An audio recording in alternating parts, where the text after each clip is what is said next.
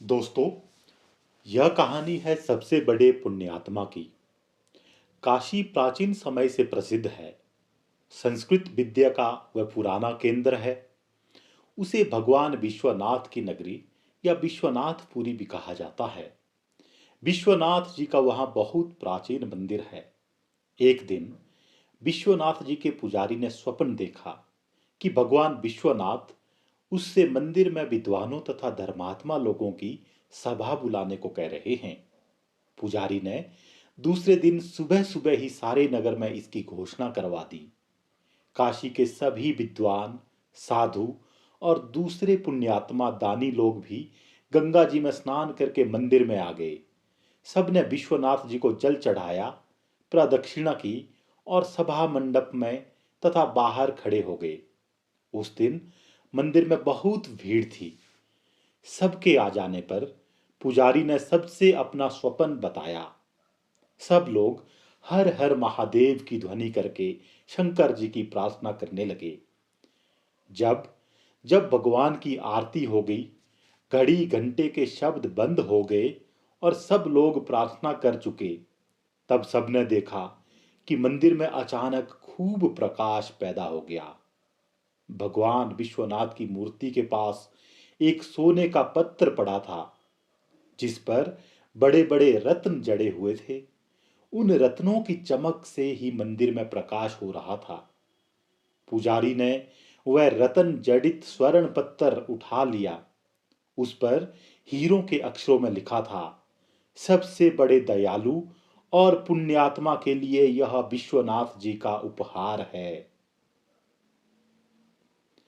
पुजारी बड़े त्यागी और सच्चे भगवत भगत थे। उन्होंने वह पत्र उठाकर सबको दिखाया। वे बोले, प्रत्येक सोमवार को यहां विद्वानों की सभा होगी।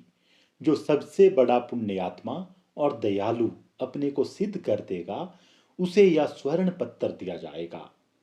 देश में चारों ओर यह समाचार फैल गया। दूर दूर से तपस्वी, त्यागी, व्रत करने वाले, दान करने वाले लोग काशी आने लगे। एक ब्राह्मण ने कई महीने लगातार चंद्रायण व्रत किया। वे उस स्वर्ण पत्र को लेने आए, लेकिन जब स्वर्ण पत्र उन्हें दिया गया, उनके हाथ में आते ही मिट्टी का हो गया। उसकी ज्योति नष्ट हो गई। लज्जित होकर उन्होंने स्वर्ण पत्र लौटा दिया। पुजारी के हाथों में जाते ही वह फिर सोने का हो गया और उसके रत्न चमकने लगे। एक बाबूजी ने बहुत से विद्यालय बनवाए थे। कई स्थानों पर सेवाश्रम चलाते थे।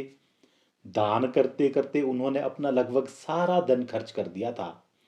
बहुत सी संस्थाओं को वे सदा दान देते रहते थे। अखबारों में उनका नाम छपता ही रहता था। वे भी स्वर्ण पत्र लेने आए, किंतु उनके हाथ में जाकर भी वह मिट्टी का हो गया। पुजारी ने उनसे कहा, आप पद, मान या यश के लोभ से दान करते जान पड़ते हैं। नाम की इच्छा से होने वाला दान सच्चा दान नहीं है। इस प्रकार बहुत से लोग आए, किंतु कोई भी स्वर्ण पत्र पा नहीं सका। सबके हाथों में पहुंचकर वह मिट्टी का हो जाता था। कई महीने बीत गए। बहुत से लोग स्वर्ण पत्र पाने के लोभ से भगवान विश्वनाथ के पास ही दान पुण्य करने लगे, लेकिन स्वर्ण पत्र उन्हें भी नहीं मिला। एक दिन एक बूढ़ा किसान भगवान विश्वनाथ के दर्शन करने आया। वह देहाती किसान था। उसके कपड़े मैले और फटे हुए थे। वह केवल विश्वनाथ जी का दर्शन करने आया था। उसके पास कपड़े में बंधा थोड़ा सत्तू और एक फटा सा कंबल था। मंदिर के पास लोग गरीबों को कपड़े और पूरी मिठाइयां बांट रहे थे, किंतु एक कोढ़ी मंदिर से दूर पड़ा कराह रहा था। उससे उठा नहीं जाता था। उसके सारे शरीर में घाव थे। वह भूखा था, किंतु उसकी ओर कोई देखता तक नहीं था। बूढ़े किसान को कोढ़ी पर दया आ गई। उसने अपना सत्तू उसे खाने को दिया और अपना कंबल उसे ओढ़ा दिया। वहां से वह मंदिर में दर्शन करने आया।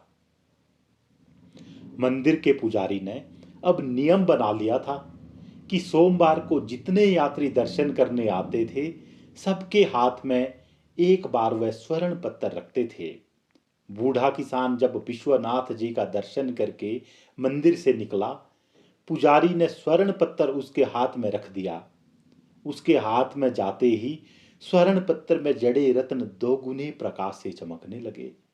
सब लोग हैरान थे और उन बुजुर्ग की प्रशंसा करने लगे।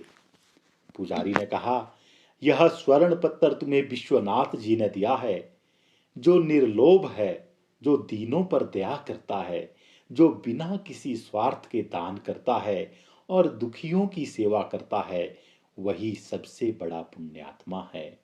वही सबसे बड़ा पुण्यात्मा है।